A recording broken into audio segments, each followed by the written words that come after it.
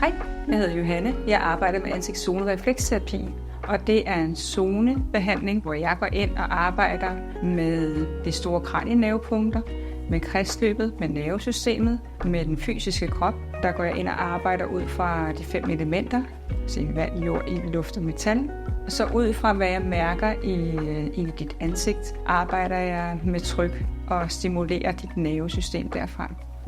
Ansigtszone-refleksterapien er en behandling, som også går ind og gør, at du bliver mere grounded, når du ligger i selve behandlingen. Det er en form for meditativ tilstand, du er i, så du kører ud af systemet, eller ud af sindet, og ud af kroppen og ind igen, sådan, så din hjerne får ro, og den kommer ned i lavere hjernebølger.